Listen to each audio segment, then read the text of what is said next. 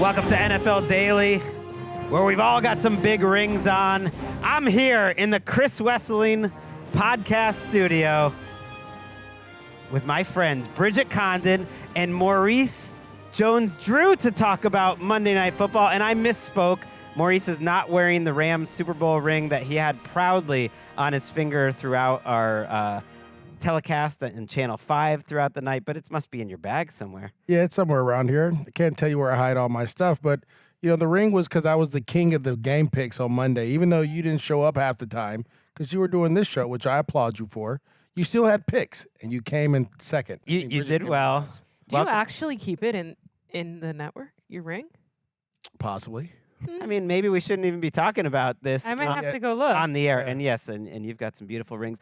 Congratulations to Bridget. Since On you've been what? on the show since, you announced that you're going to have a baby. Oh, yes. And congratulations on finishing the season of Monday Night Football. Our overseas listeners who do listen to NFL Daily have caught you guys all season on Channel 5. There is nothing like Monday Night Football on Channel 5. It is so much fun, and every fan should be a fan across the pond because they're not like the ones. Man, you got to be dedicated. You got to be up until 4 in the morning, and if you were up late tonight, you got rewarded with a banger. Lions 40, 49ers 34. Let's head to Santa Clara. Play clock down to 1. Goff wants the snap, hands it to Gibbs. Outside right, he's got the first down and more. 25-20, 15-10, 5, end zone, touchdown Detroit Lions. Jahmyr Gibbs on 3rd down and 2, breaks it for 30, and the Lions have a 2-score lead on the board. It is 40-28. Ooh, it finishes 40-34. As I mentioned, that's Dan Miller on WXYT. Jahmyr Gibbs is enjoying being the lead dog. He ends up with 117 yards on the ground on 18 carries, 46 yards through the air on 4 catches. That's 2 straight games just like that. And if you thought the Lions were going to be a little careful and maybe spread the ball around and not play their great guys, no, they had to come back in this game. They were down at one point, 21-13. They come back, and Gibbs, Maurice, to me, it's kind of having his little star turn here without David Montgomery and putting himself right there in the top 5 running backs in the entire NFL. He's had this in spurts when Montgomery's been out, but I'll say this. We knew this coming out of the draft that Jahmyr Gibbs had the speed, the explosiveness, the ability to catch the ball out of the backfield. I love how Detroit is using him. They don't really run him as a lead guy. Like, he gets the most touches, but they spell him a ton throughout the course of the game because they want to keep him explosive. And that's a smart way to do it. They utilize Jefferson tonight, a kid out of Oregon State. They utilize Craig Reynolds as well. They put a lot of guys in different spots to keep him fresh and allow him to go out and make some plays. But this is the biggest thing about Detroit. And if you want to really talk about what they are, it's the mantra of bite the kneecap off. Because if you look at the way that team was getting pretty much manhandled defensively up and down the field by the Niners, the second half, they made second half adjustments defensively and offensively, and that was the end of the game. Did they, though? You kept mentioning how they're not going to get off their man coverage. No. It's what they do, but it just got tighter in the second half, and then Kirby they started Joseph to blitz in the second half. They started sitting pressure at Brock Purdy. They started to blitz, and they started to play single high safeties. Kirby Joseph started to sit on more routes. Hey, there you go. You pointed out that they called basically the same play for that Purdy threw the 2 interceptions on to Joseph. They probably called that 4 to 5 times, and Joseph picked off 2 of them. The last 2, I think they probably called it maybe 6 to 8, to be honest with you. When I started looking at it, I mean, that's their bread and butter. I'm setting Maurice up early here, Bridget, because I'm just sitting back and enjoying the conversation. He's been threatening all day. He says, I've got 10 minutes. We have a party we have to go to after the show, right? Bridget's going to come later because Bridget can't drink. And I have to go and mingle with the people. So I said I would come on the show, I would talk with, and I got to go mingle. But aren't you inspired by the Lions, by how they give it their all when they don't even really need to? You put that microphone on, you got to give it. This is the first time we even had you on NFL Daily. I know. I'm a little frustrated. You have to make a good impression. I'm a little bit frustrated about that. I haven't been invited. Greg is so stingy with who he has on. Don't you feel that way? Yeah. So weird. And for people who don't Bridget. understand, in the network where we're sitting right now, right across from us is glass window. So every time you walk by, you see Gregg in here with like his 2 or 3 people that he loves. And you're always like, hey, Gregg, I have good perspective too. And MJD's outside the glass like, hey, Gregg, you ever want me on? And it's just like this stingy guy. And then I now know we're better not to here. ask MJD on days What? he's not here.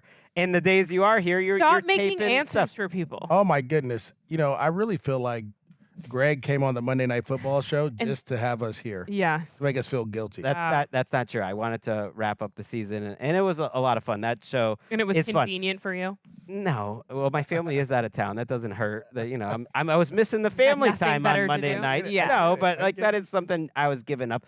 When you're watching this game, Bridget, are you thinking, man, this Lions team, they're not going to make it? Because even though they end up winning this game, they had to work so hard on offense, and the defense is not looking good. And now next week they're playing for the 1 seed against Minnesota. And if they don't win that game, they're not going to get any rest.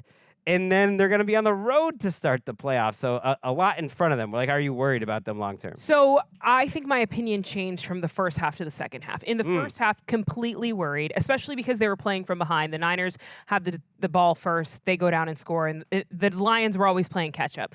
But it feels like no matter what happens on defense, Ben Johnson is going to go into his bag and make it happen. This offense is so good, and we talked about some of the offenses that could compete. Are the Lions the best offensive team in the NFL? You bring up the Eagles, the Ravens. I mean, even what Joe Burrow has done lately. But after seeing this game and the pieces, you talk about David Montgomery, who's not there anymore, but Jameer Gibbs, and you talk about Amon-Ra St. Brown and Jamison Williams. They have so much strength on offense that they're going to have to face a team who's going to have to punch for punch with them. So what do you think the answer? Are they the best offense in the league? Maurice could answer. I'm going to too. say yes, because they're the only team in NFL history to have 5 games of 40 points scored and 0 turnovers. That's kind of the recipe. Where'd you get that stat from? It was on Monday night when we were all like talking. It popped up, but I knew it was something close to that, because if you got to think about it, the game they had with the Buffalo Bills, it was score for score, right? Yeah. And they end up falling short there.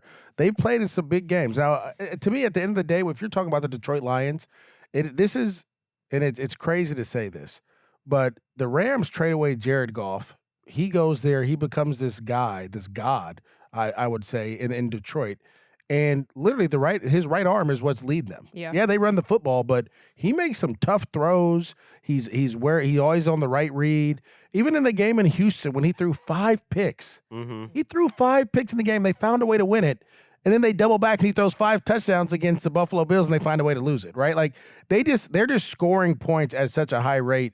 Even if he's off or not, they still have playmakers. So my answer is yes. And Ravens, by the numbers, like analytics and DVOA, actually would be number 1, because they got so many explosive plays. They don't turn the ball over.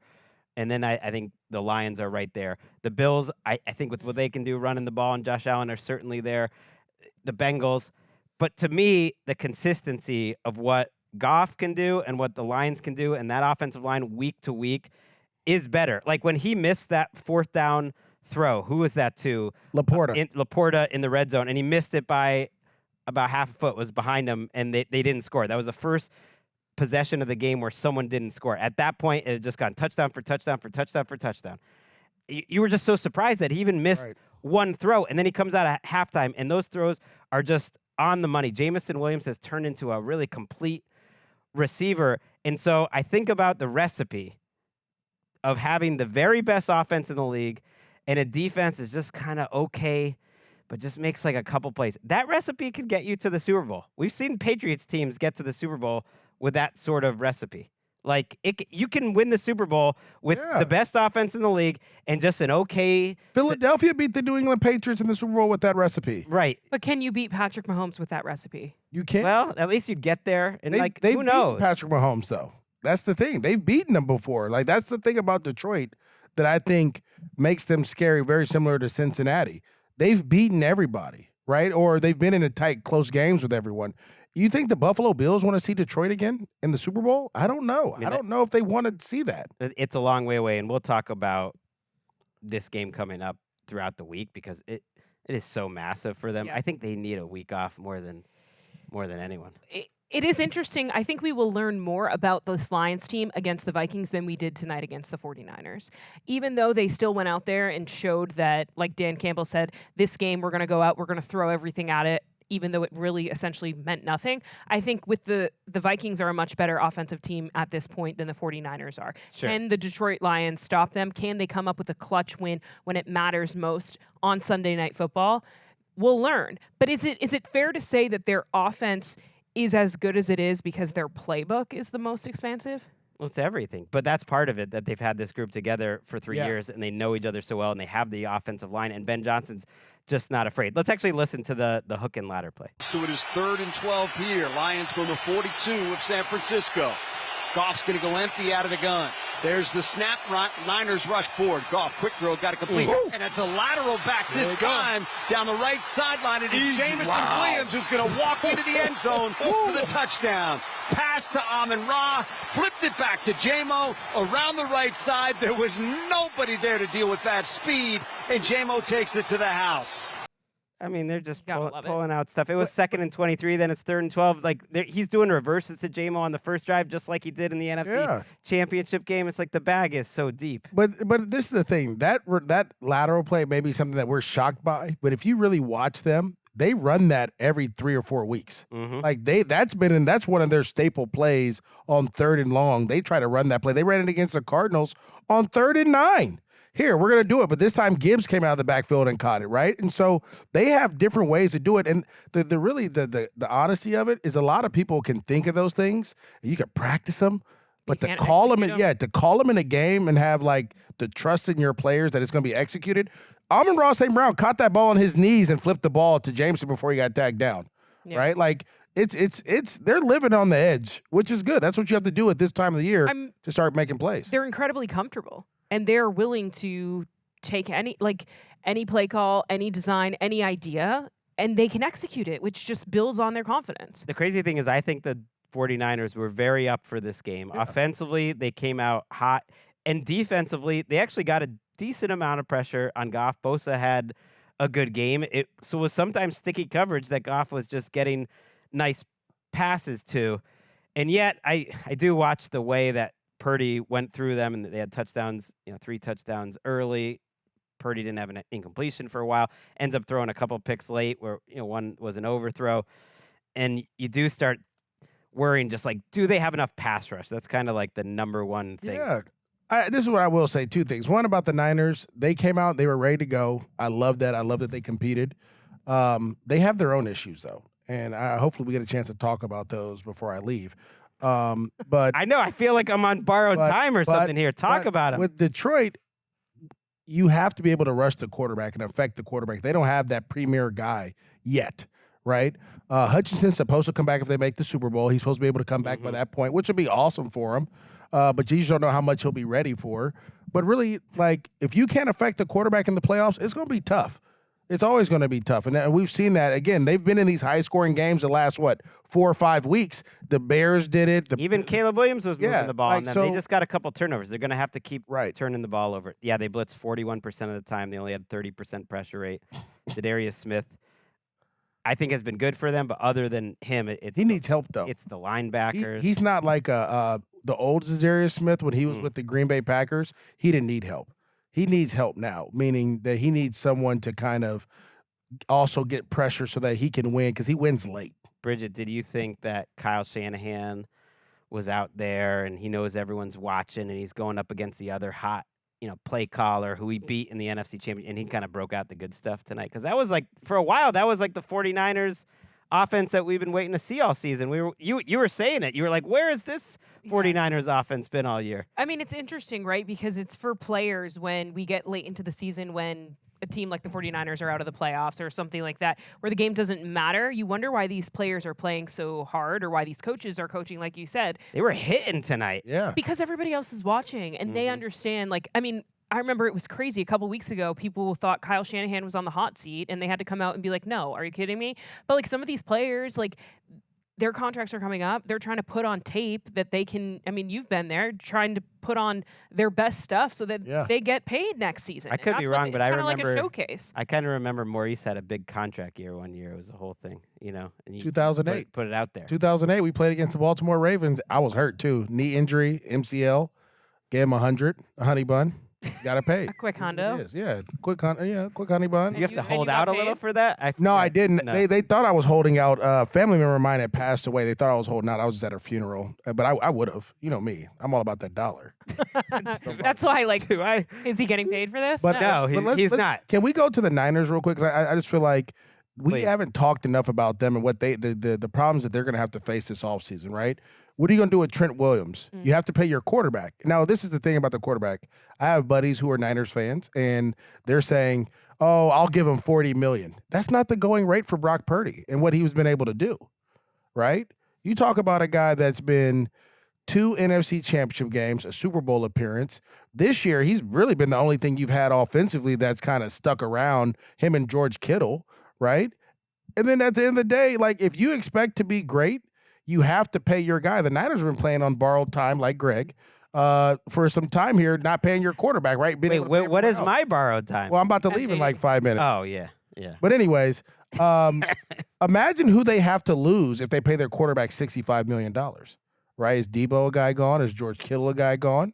Right? You have to revamp your offensive. Okay, I'm going to answer your questions one by one. Trent Williams, if he wants to play, you just let him keep playing because he's one of the greatest of all time. Debo's gone. Kittle, you got to just keep it going. He played at an all-pro level this year. And Purdy, I thought it was interesting that Aikman on the telecast said, well, they've got some tough decisions coming up, and, those aren't going to be easy for them to make. And you just know, and I know Maurice knows this, you do too, Bridget, how it works. Troy Aikman is not saying that in a vacuum. He's talking to the people at the highest levels who he knows well. One of them's the GM of the 49. And so for him to just throw it out there like that, it just might be, the 49ers have shown us a long process here to figure out how this is going to go, like it was with Ayuk and Debo back in the day. And Purdy's going to want $60 million. He's not going to take some big discount because every quarterback gets paid the highest. Do you think they should? My question is, if you don't pay Brock Purdy, what do you want? What is a perfect scenario for you if you're the 49ers? Not going to a playoffs if you don't play Brock Purdy. But I just don't understand. This conversation of if you should pay Brock Purdy and not pay Brock Purdy, it's just giving me a headache. Because I don't think there is. There totally is. No, I agree there is one. I think they got to pay him. No, I 100% agree. But if you go on Twitter, all these Niners fans are like, Brock Purdy's not the guy. Brock Purdy can't execute. If you think about, like you mentioned, the lack of playmakers he had this season, what he did in his first season, literally went in and beat Tom Brady game 1 and then went to the NFC Championship game. He has done so much. The narrative around him, because he was the last pick in the draft, is that you should not pay him. Now, if it was another quarterback, let's talk about the Giants. And yes, that didn't work out well. But remember they paid Daniel Jones? Why? But no, why? It's not. Because he was a first-round pick? And it was an easier decision. If Brock Purdy was a first-round pick playing exactly the same way as he is now, would we even be having this conversation? I totally agree. I think it's a great point. He is getting punished. I say it's different because Daniel Jones wasn't good and Brock Purdy's good. I'm saying if you're going to pay him, why not pay Brock Purdy? Of course. Let me add this too. The defense wasn't the top defense it has been all year. Right? Everything on the Niners fell apart this year. The defense wasn't good. You couldn't run the football. You played with 4 or 5 different running backs. Receivers were banged up, didn't show up for training camp, dropping passes, all these different things. But he's been the one consistent thing there. He's been the one consistent piece. He has his level of play has gone up and down, and I think it's a fantastic point. If he was first round pick, we probably aren't having this conversation. If he dressed better. He kind of dresses like Maurice does showing up for the Monday Night Football Channel 5. Just a plaid shirt. And if he got his players, I don't know, Air Monarchs or he why did he have to get him Toyotas? Couldn't he have gotten a Mercedes? He has a Toyota deal. That's okay. Why. He's got to, right? If he got the Mercedes Benz, he would have gotten. There's no way he could have afforded that. People were like, "Oh, he must have taken out loans." No Toyota just did that. It's a big Toyota thing. All right, well, can they do it for us? We're talking about it. I knew you were going to say that's all. We're talking about it right now.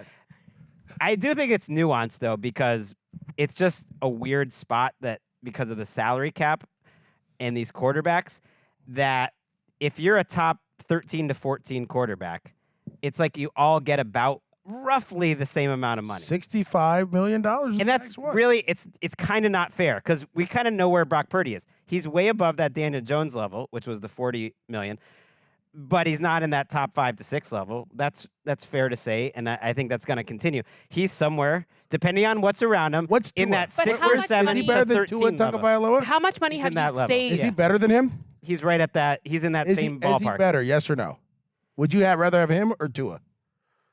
I'd rather have him. Purdy. Yeah. I mean, so Purdy's you're going to been pay healthier. him. So you're going to pay him more than you pay that. That's 55. Yeah, that's what I mean. So it's just there's something awkward about it. It's like why does that guy? And it happened when Derek Carr was the highest paid player in the league. Like it keeps happening that it's unfair. What it really points out is that Patrick Mahomes and Josh Allen and Lamar Jackson are criminally underpaid. Not just under the salary cap. Imagine if there was no salary cap. How much would they be worth? Patrick Mahomes, $200 million a year. Okay, can I make 2 points though? One, how much money have you saved by having Brock Purdy the past 3 seasons? Fair. 2, if you don't sign Brock Purdy, okay, here are your options. I don't know where they'll end up in the draft. Say they're in mid pick at this point. Yeah, they're in the teens. Okay, so you trade up or whatever, get a quarterback that you take a risk on.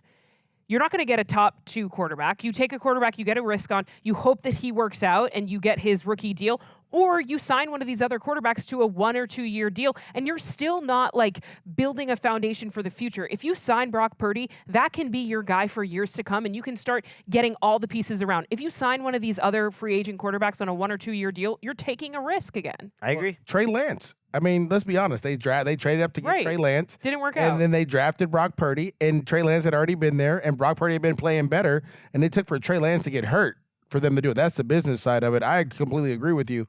Like I said, they're going to have to start dealing with what everyone else is dealing with, right? Like being able to build a roster around a quarterback that you have to pay $50 to $60 million to. Charvarius Ward might be another guy that might not be around there for long. By the way, why didn't you win the Super Bowl last year when you had all these players? Because they ran into Patrick Mahomes. Well, that's what I'm saying. But that, to me, his playoff performance, and we'll get off Purdy here, is the reason why you can't let him go. Right. He was in those What positions. more did you want? Right. Like he was in those positions where you needed a drive to get to overtime or win the Super Bowl, and he made the drive. And then you get into overtime, and he has another great drive, and the people around him kind of fail him. And he did the same thing in the NFC Championship game. He did the same thing in the divisional round. So it's like you just can't throw him back. Now you could justice for Brock. You could choose to just be very uncomfortable and not give him his money next year and make him go into his contract year.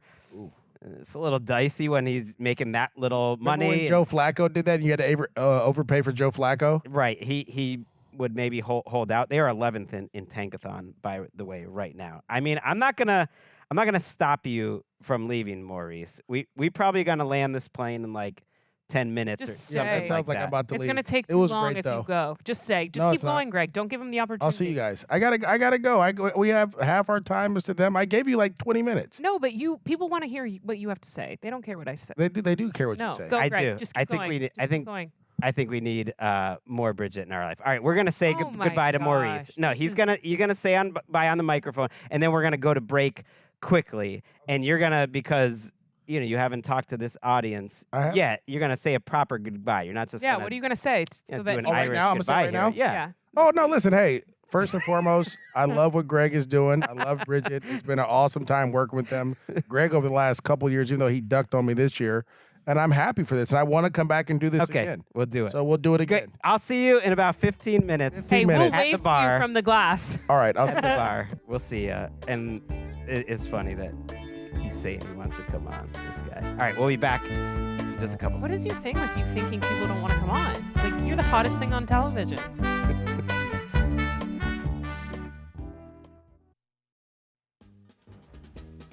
Back on NFL Daily. That's why it's fun having you and MJD on the show. It's like, you don't know what we're going to talk about. I didn't know we were going to get so fired up about Purdy. And that was fun. I just feel bad for him. A couple little things left, and then we're going to get to our Captains of the Week, and then we're going to get across the street and celebrate the end of the Monday Night Football season. Did you, because I was actually eating, I was standing up to the side. I was eating a tamale. Mm-hmm. It actually got on your shirt. I didn't want to call you out on TV. No. But yeah, just make sure you put that in the dry cleaning. That's like a button. That's a problem. Did you see when Jake Bates was trying to work Yes. out that. I felt his pain because I've been having some low back problems. Do we have the clip? Let's do it. Yeah. Yeah, Joe, Detroit Lions kicker Jake Bates over here on the sidelines. He looks like he's okay now. He hasn't gotten any treatment from the medical staff, but he was on his left hip. He had a softball. You've probably done that at home when you've had like a knot in your body somewhere. That's what it looked like he was doing. Okay, I asked him how he was good. doing. He said he was fine. That explains the video we just showed. He's laying on something. I mean, So the funny thing about that clip is it looks like he's on the field. Like they don't do a good job of making it look like he's on the sideline doing that because you don't see anything around him. And I'm like, is he just on the field like doing that in a break? that was borderline. Like you couldn't show that on broadcast television. Someone got in It my was mentions late night. and said Channel 5 back in the day, late night used to be some softcore action. Wow, And get your head out of the gutter. was it? They were telling me Jake Bates, by the way, booted a nice It's the facial kick here expression too. going into at a key point in the game where they were trying to take a 6-point lead. He had a 57-yarder. Pretty impressive from the. Was that after this stretch or before? I think that was after the stretch. So they're going to feel good You know about who should him. do this? Who? Jake Moody. Someone should have Yeah. given him a tennis ball. So Jake Moody, I think, has kicked his last field goal extra point for the 49ers. Wow. The third-round pick from a year ago who's been struggling. And, again, leaning on Troy here, said how he thinks Kyle Shanahan is kind of sick of this kid, and he missed a couple kicks tonight. And there was a moment where he sent him out there to kick a 58-yarder on a 4th and 10. And I honestly thought, like, he's almost setting up Jake Moody to fail. That he's going to give him another chance to almost redeem himself, but not really have any faith in a game that isn't that important for the 49ers. And Bates just missed and Moody just missed another one. And then after that, in garbage time, he missed an extra point, and I thought, like, that was it. They're not going to keep Jake Moody. Just a little I think note. he's not going to be here week 18. Correct. Interesting. Like tomorrow we're going to wake up and Jake Moody gone. Or they bench him and keep him on the roster for whatever reason. But I kind of would be surprised, if he kicked again. It's kind of like those games that you see, like the Colts the other day. After doing this long enough, it's not like it takes rocket science, and you say, oh, that's the type of game that people get fired. Not sure exactly which people, but people get fired from the game like the Colts had against the Giants. Yeah. I've seen the end of kicker runs of like highly drafted kickers. Like that's how it ends. Is a night like this after already it was going in decline and on primetime, and they show the face of Kyle Shanahan, like that's how it ends. It's probably over. We shouldn't end on. I disagree, such but yeah. Well, it's just an opinion. it's just an opinion, and don't wish bad against somebody. I'm not wishing Especially as we enter when into you're the new year. Come predicting. on. Be positive. I will. I'm Just gonna having a bad couple of. end this show positively All by right. talking about our captain, Morgan, Captain of the Week. It's time for the Captain's Corner, presented by Captain Morgan. I'm gonna go first. Oh, Why not? kind of rude, but go for it. Please, I thought it would give you more time just in case. Give me more time. It's already in my brain, baby. Okay. You go. No, you go. No, What if we have the now same one? it has to be you. I mean, you've already shown you've got nerves of absolute steel. Put on the spot Oh. on television tonight. You were asked to do 90 seconds Mhm. of your stand-up set. And Bridget, you didn't laugh once, and I- I'll never forget that. that's not true. I absolutely laughed it, but you were set. I was absolutely laughed when you got to the punchlines. You were setting up the joke. It was a very quick It was thing. way too quick. If anyone ever says We laughed. go on TV and do 90 seconds, you need like a setup. Right. This is very People unfair think you're that stand putting up this is in. just like knock knock, who's there? Ha ha ha ha. No, like it's like storytelling. But you've been working on 5 Thank you. minutes. Thank You've you. been working on a tight 5. I already did a tight 5. I don't know where you missed this story. I think you were working on it. It was something you wanted to do. No, I did it. Yeah, but I May. haven't talked to you since then. Okay, it was Yeah. in May. And You didn't come. I what invited you. none of this is true. Now you're just making up things. No, for but the it's audience. true. Okay, let's get to the Captain Morgan because I need to go to bed. Yeah.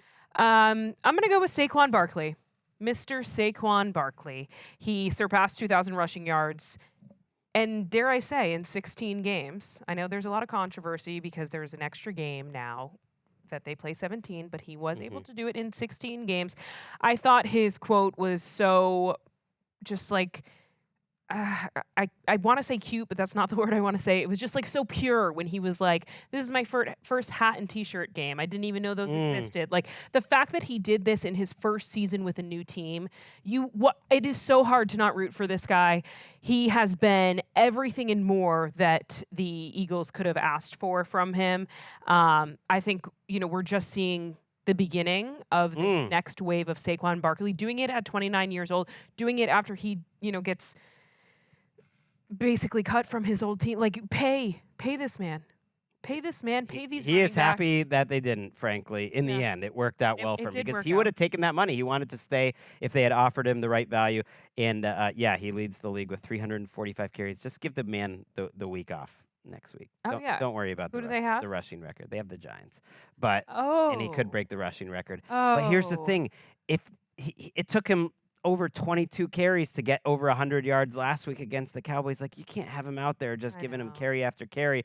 That would be the worst case scenario. My captain of the week is going to be T. Higgins, one of my favorite wide receivers to watch of the last 4 years, ever since he came out of Clemson. I just love his style of receiver because, he doesn't create all the separation in the world, but he is so good at the catch point, and that's the hardest thing to do as a wide receiver. It's almost impossible to find them. Guys that consistently just can win in tight coverage, and he has the perfect quarterback who will give him a chance to do that over and over. And so he can be physical like he is in the end zone. He can moss guys. He has great hands, and he had a tough moment where he fumbled there. And what do? You go make up for it with a game, go-ahead touchdown and then the game-winning touchdown. Just a ridiculous performance, and it might be the last time he ever plays in Cincinnati, or it might be the game that actually convinces Mike Brown, their team owner, to just open the wallet and pay Jamar and T. Like, that was the type of performance that actually could change all their futures. And he was playing hurt. Let us not forget that.